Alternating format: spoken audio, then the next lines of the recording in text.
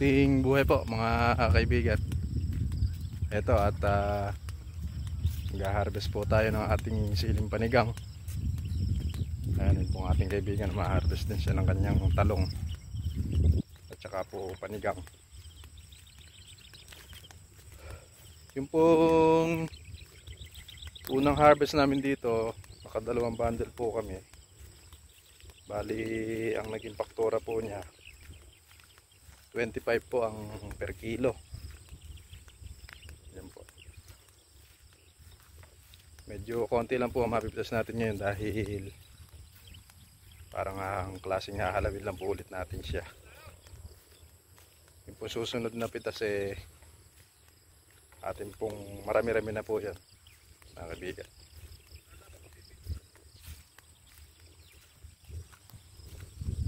Yan po. Pitas po tayo muna ang ating siling panigang.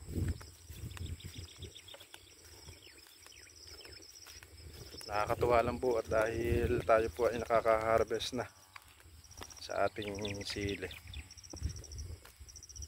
At salamat po sa Diyos dahil hindi naman siya ganun kababa. May presyo pa po ang ating sili.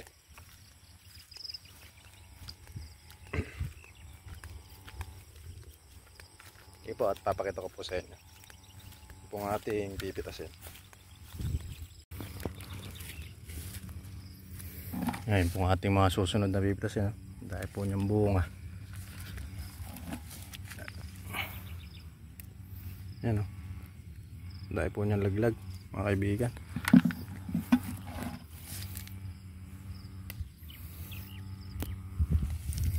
Mabilis lang po palang pitasin nito, madali lang. Basta ginanyan po siya, kusa na siyang bumibitaw sa sa tampok niya. Yung pong aking pinsan ay dumating galing sa Maynila, kaya uuwi po sila ng mga gulay.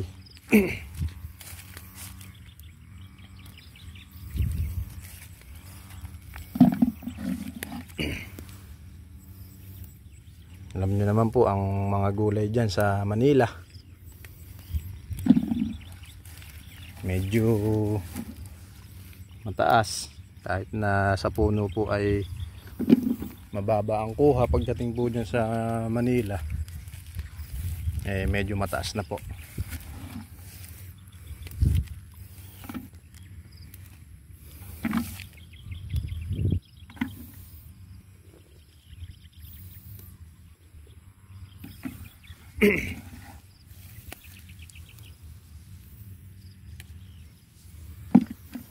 Dito po sa siling panigang, kailangan daw po medyo magulang yung pipitasin natin na bunga. Yun daw po kasi ang gusto ng buyer. Ayaw po ng buyer nung hindi po siya magulang.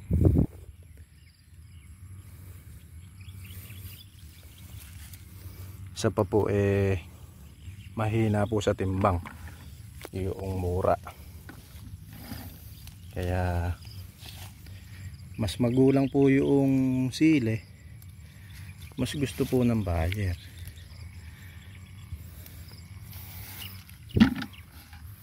Kung ikukumpara po doon sa mura.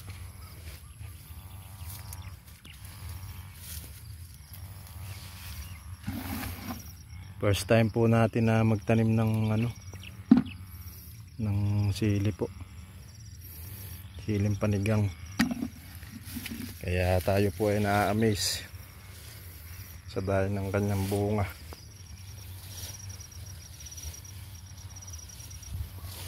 Kaya lang nakatabong po sa damo. Yan po ang ating sunod na gagawin, dadamuhan po natin siya.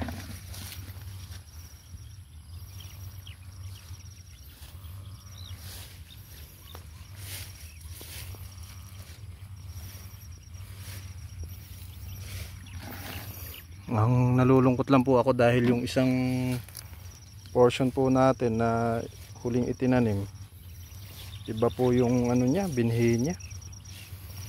Hindi po itong binhi na ito. Tatawag po natin dun sa ating inorderan para at least alam po nila na yung pong ating ano iba po yung binhi nilang binigay.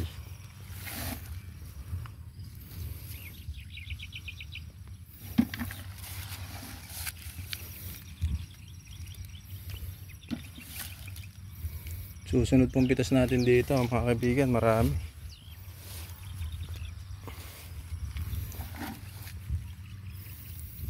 Bali gagayakan na po natin ito ng pangserga po natin mga kaibigan. Meron na po tayong nakaputol na panserga. Pagkapitas po natin ito atin naman po itong lalagyan ng abono para po may makain naman yung susunod pong bunga. Pino lang po yung ating nilalagay mga kaibigan, medyo matipid siya para po sa ibang abono.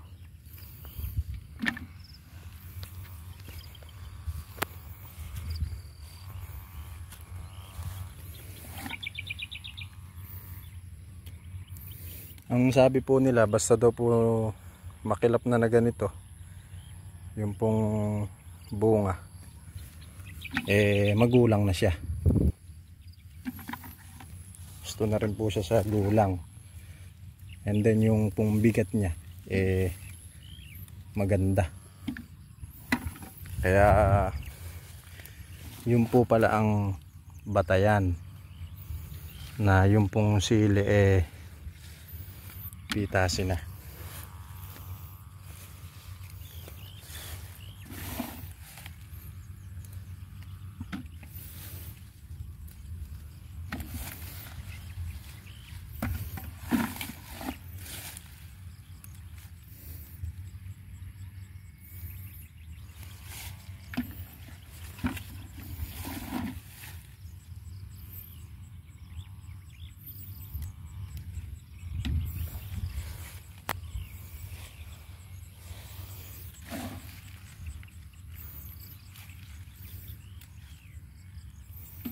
Yung iba po nakatago sa damo, hindi po natin masyadong makita.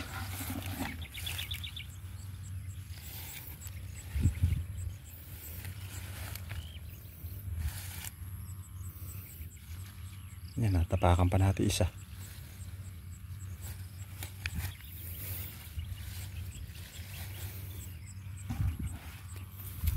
Yan lang po ang kalaban sa sili mga kaibigan, damo. Kaya kinakailangan talaga ng sipag pagka po tayo nagsisili. Siling Taiwan, siling panigang, kailangan masipag po tayo magdamo. Dahil pagka hindi po tayo masipag magdamo, wala, mahihirapan din po tayo.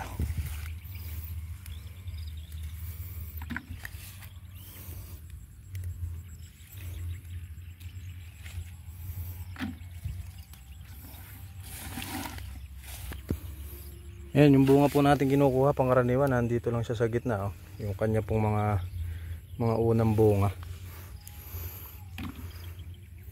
yung nasa Y, nasa pagitan po ng Y. Ayan po, yun po ang kanyang bunga. Pero yung andito, ayan, yun po ang marami-rami. Susunod po natin pitas.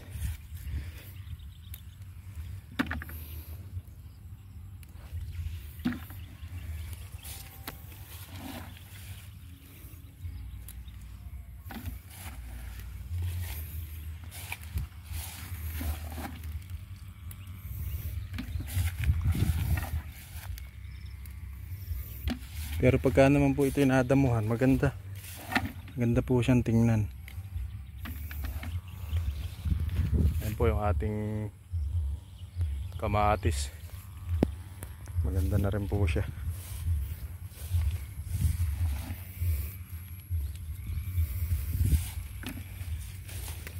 Isang buwan pa po ito, matagal-tagal na po natin pipitasan ito. Abuti na po tayo rito na maghapon, mga kaibigan.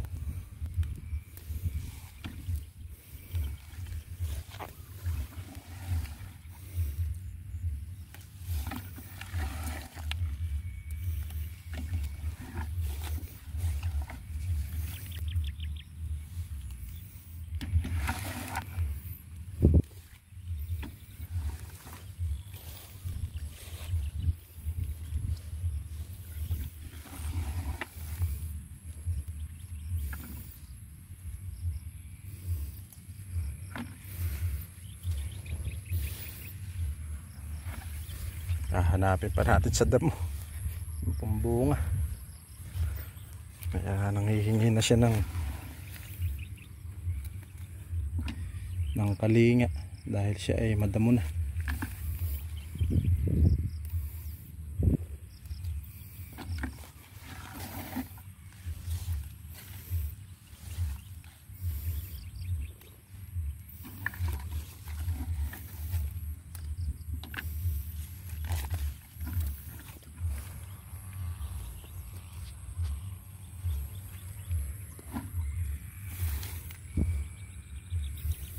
Yan yung isang tudling po natin. Ito yung nakuha. Balik na po tayo.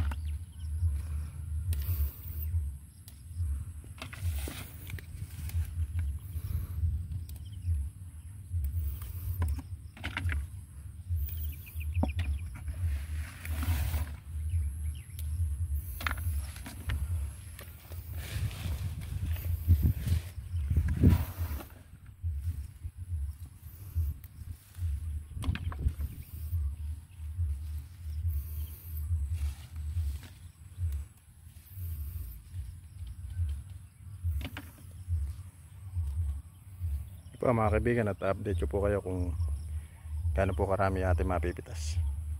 Ang pang dynamite ko. Mayroon na po yung ating napitas na siling panigang. Ito meron pa pong makasako. 20 pirasong na nito. Babandel po tayo ngayon. Dami na yan eh.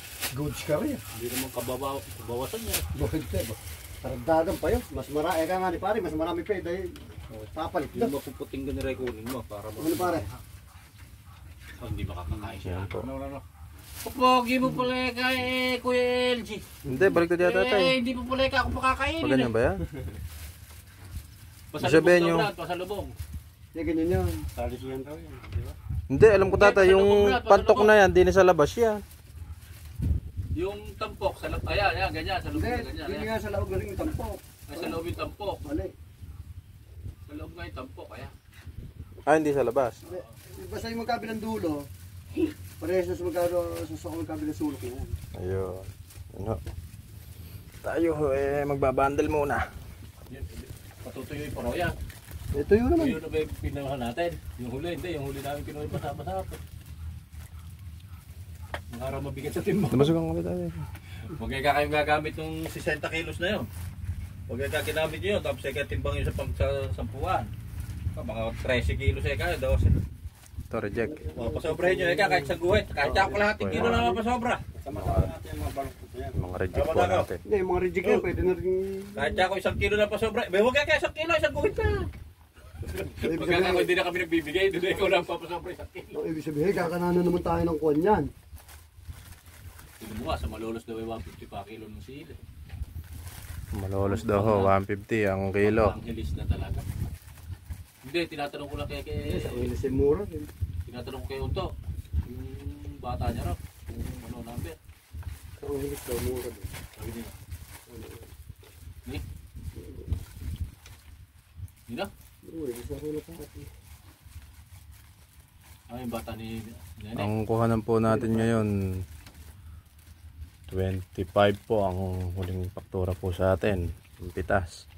Ngayon, hindi po natin alam kung magkano itong Hindi, tinanong ko rin bayad na parang niya. Parang pepresyohan. Kano rin? tinawagan din yung mga gabi. 25 lang. Hindi ko sinabi sa atin kung magkano. Kaya balak naman po namin na Di ba kanila, di pa ba nakukuhan? dumalaw sa mga palengke. Ha? Testingin po natin Tuyo na ba? magbagsak. Tuyo na yun. Tuyo na. Hindi na pa nakala yan. Kumuha ka na anak. Paglagay ka na dyan.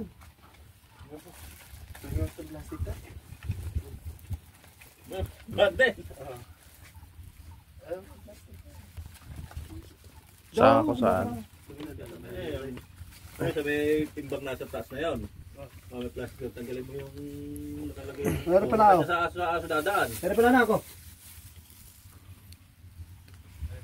May baon niya pala ako. Susunod po niyan nakabunto na yan na parang Nakakalimutan ko. bunto ng buhangin. Kinuha ko na kanina. Pagka po yung 15 tray natin ay naharvest na rin, magkaiba lang po yan ng ng binhi. Mainam yung piliin mo yung medyo malalaki talagang solid para maganda. Ha? Tama. May bata na rin, nag-aaral lang rin yung tanga rin. Wala naman natutunan rin. Meron, mag-hotel. Ay, ganyan ang piliin mo. Ang ganda na ba? Oo. Ay, bagay tagtadong bata na rin. Diretso naman yan. Sabi kasi toning ko. Pwede naman isaksak din eh. Huwag lang yung masyadong yung sobrang balak. Huwag lang ibalok na ganyan. Okay lang yan. Oo. Yan, ayos lang yan. Oo. Then, ala namang ganyan sa Pinoy niya. Ay. Siyempre pa rin yan. Hindi na pwede yan. Kay LG. Hindi, sabi ko, Pang-uwi naman nila, pang-uwi naman yung bata ko yan. Yan naman, hindi na pang-kuhan yan. Pang mga sinigang na lang yun. Tinola. Dito lang naman po sa bilihan maselan mga kaibigan, pero pagdating na po sa market niyan, wala na po selan niya. Pagka po isinupot ng mga tindera yan, kung ano po kilo niya, Nga yung manita, murang-mura yung buto niya. yun po ang babayaran dyan. Ayan po, shoutout po sa aking pinsan na yan. Para yung magulang. Yan po ng Ang Maynila. hinahanap nila yung malalaki. Uuwi po siya ng mga pang dynamite. Alam problema pare dyan, mas marami daw bubungon Ay, dyan. yung nagtamarinig tayo pare. Lahati. Kulang ng apat at lahat. Ito po, naka 44. na bundle po tayo at ilan yan? Apat. 4 na kilo. Kulong tayo ng... Ang ating napitas, ayan. ng I-deliver na po. Oh, I-deliver na po. Ayan ang ating magdi-deliver.